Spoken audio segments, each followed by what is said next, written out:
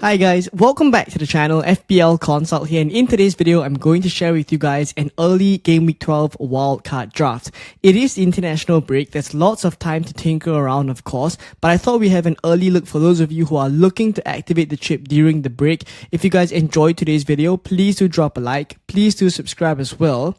And let's start off with the fixtures, because obviously when you're building wildcards you have to look at the fixtures, and I like this ticker from xgstat.com. If you guys want to check it out for yourselves, there is a link in the bio and also a promo code for you guys to access the premium features. If not, the free features are perfectly good as well. And the reason why I like this fixture ticker is because I'm quite particular about the ones I use. This one has this thing called a hybrid mode where it uses team strength and also home and away form, so the latest data, and also kind of tweaks the difficulty according to the recent performances. And that I feel is key as compared to other fixture tickers. For example, the official Premier League fixture ticker that does not kind of change the indicator depending on recency. So looking at the ticker right now, what we have is the first few teams that I do want to highlight. So firstly, it's Liverpool. I think it's no real surprise that from Game Week 12 onwards, everyone has been going on about how good their fixtures are, and it's genuinely the reason also why they are top of the ticker now. Forest, West Ham, Sunderland, Leeds, Brighton. I don't think you can get a better run of fixtures. So this is a great time for those of you on a Game Week 12 wildcard to literally hop on this good fixture run right now. You can imagine there will be defensive picks, midfield picks, etc. that we will speak about in today's video as we go along in the draft. But Liverpool players are definitely top of the priority. I am obviously recording this before the Man City versus Liverpool game for Game Week 11. So if any players do get injured, you will have to tweak the draft accordingly. But at least for now, I do have some preferred picks that I'll share later on. Man City continues to have a very good fixture run. In Game Week 12, they will have Newcastle away. That is arguably one of their last few difficult fixtures. From Game Week 13 onwards, their fixture run also gets really, really good. So if in an ideal scenario you could delay the wildcard until Game Week 13, I would do that so that you can miss this Newcastle fixture for Man City. If not, it's not the worst thing in the world to kind of, start now, wildcard right now, and just have those Man City players in from now as well. I think interesting players to speak about are players like Phil Foden, maybe even Vardiol or even Ruben Diaz as a defensive pick. But overall, Haaland obviously the top pick for Man City. You look at Arsenal as well. They are coming off a 2-2 draw against Sunderland, but again, you will still continue to back them as a team in general. And even though they do have some slightly trickier fixtures like Chelsea, for example, maybe even Aston Villa, who are starting to play a little bit better now, they're still pretty high up the fixture ticker in terms of their team strength, right? And we go further down the list. Aston Villa, interestingly, are in and amongst this kind of ticker as well. There's Leeds, Wolves, Brighton. Arsenal is pretty tricky. If you can have some form of rotation there, that's fine. And then it's West Ham. Overall, the run is pretty good for, Aston Villa as well. Interesting picks to consider, probably someone like a Matty Cash. And in Manchester United as the next team as well, there's Everton, Palace, West Ham, Wolves, Bournemouth. As a group of fixtures, I think it's pretty good. Players like Mbeumo, definitely ones you could look at on the wildcard if you are keen. Something on about Mbeumo as well is that Manchester United are appealing to the Cameroon national team to see if they can keep Bryan Mbeumo all the way until Game Week 18, which is literally the day that the African Cup of Nations starts, but Cameroon will not be playing on that day. So they're trying their luck. We'll see what happens and whether Manchester United are able to keep Bryan Mbeumo all the way until then. But at least in terms of him as an asset and buying him now or having him on the wild card, there is some good consideration to be given to that, given that he will only be potentially leaving slightly later. So that's for Bryan Mbeumo and Manchester United picks. Then there's Chelsea in and amongst still here, Crystal Palace, etc. I wouldn't go through each and every pick, but there you guys can see at kind of the first few teams already, the ones to look out for: Liverpool, Man City, Arsenal, etc. continue to be there. United and Chelsea are also in and amongst. So let's have a look now at the Game Week 12 early wildcard draft. So this is an early look at a Game Week 12 wildcard draft. The team value is 102.4 million. It's slightly on the expensive side, so if you have to make some downgrades here and there, feel free to do so, but I think this is a good reference point. So in terms of the goalkeepers and defenders, this is where I've gone. In terms of keepers, I've still chosen to go for the popular double up of Raya and Dubravka.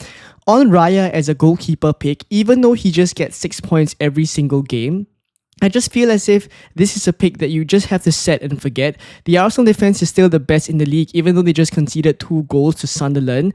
And overall, you'd rather have more kind of defensive picks that you rotate with and just keep that second Arsenal defensive asset as your goalkeeper. And therefore, I've still chosen to go for Raya over some of the other goalkeeper picks like, Petrovic or even Pope. So Raya is in here. Dubravka is just the 4.0 million bench for the keeper on the bench.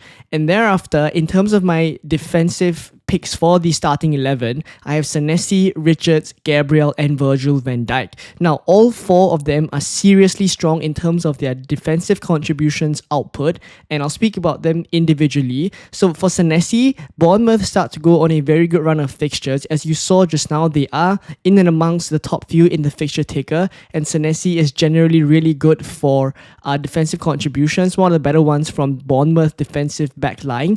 The only thing I'd say about him is that he is on 3 yellow cards, so in 2 yellow cards time, he will be suspended. It's just something to have at the back of my mind, but I don't think it would hinder you from going for him as a FPL pick. Now, in terms of Richards here, you could obviously, if you have more money, go for someone like Lacroix or even Guehi, but you see the draft is already rather expensive, so I've chosen to take the cost saving here, going for Richards instead of Lacroix or Guehi. In terms of DEFCON points as well, or defensive contributions per 90, he is the one with the best data out of the likes of Crystal Palace defenders that we just spoke about. So I think at 4.5 million, the cost saving here, I think it's fair enough to go for.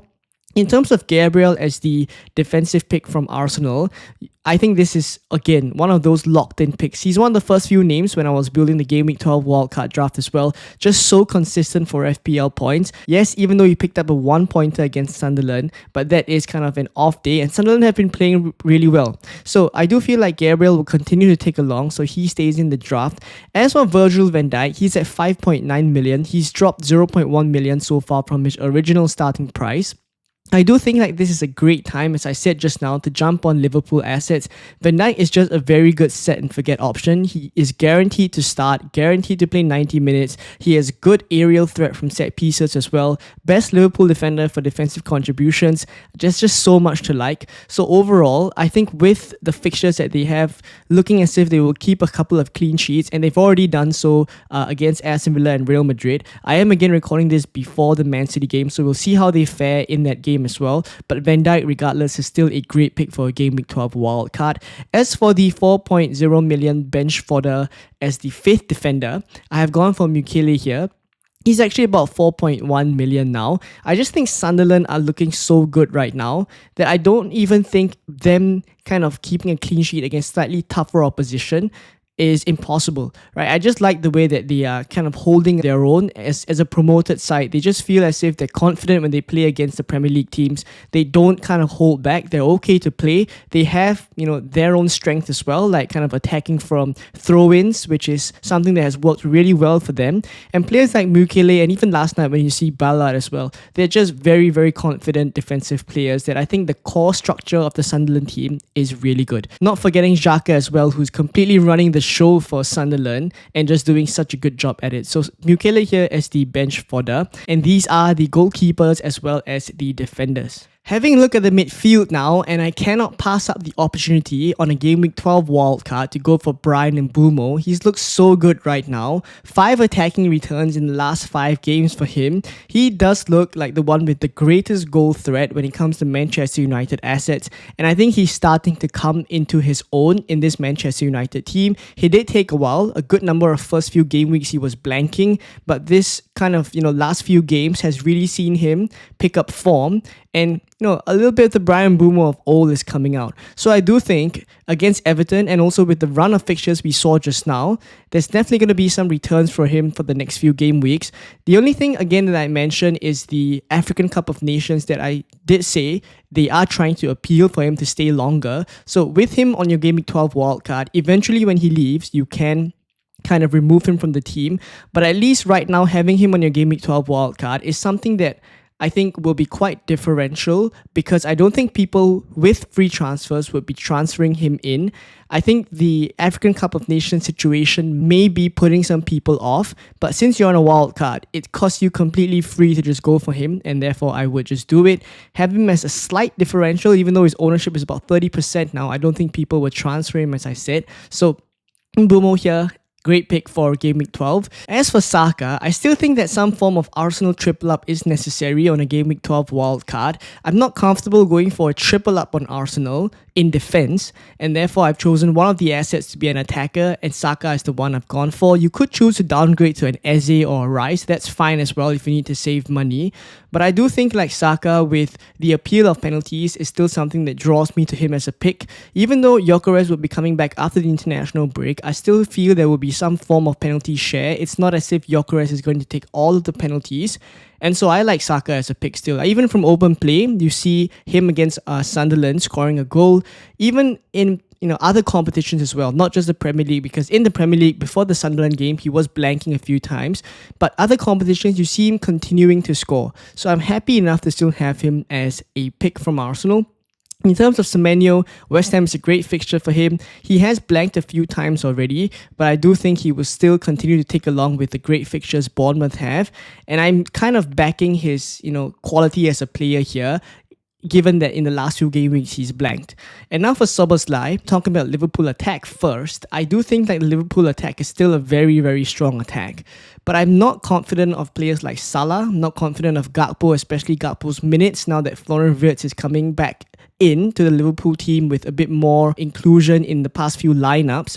But I do think Szoboszlai here is just someone that has been quietly taking along. Lots of routes to points. He has DEFCON potential. He takes majority of the set pieces. When he plays centrally, he takes lots of shots as well. And I do think he will be playing centrally moving forward because the fixtures are rather easy, and therefore I do think like Bradley is the one that will be featuring on the right back spot, and Szoboszlai would then be given the license to roam forward a little bit more, and he does have a really good shot in him. Not forgetting set pieces, he could score from free kicks too. So I like Szoboszlai as a pick, really cheap, 6.6 million. It's just a no-brainer. And then for Xhaka here, he's just the 5.0 million midfielder I've chosen to have on the bench. You could choose to upgrade Xhaka to a Caicedo. That's the only change I would do. If you have extra money and you want to upgrade someone, that's something I would do, so that you have a bit more options in terms of your 8th attacker. If not, I think Xhaka is perfectly fine as well. Finally, up front is none other than Erling Haaland. He will continue to be in the team, and he's obviously a massive captaincy option for the next few game weeks as well.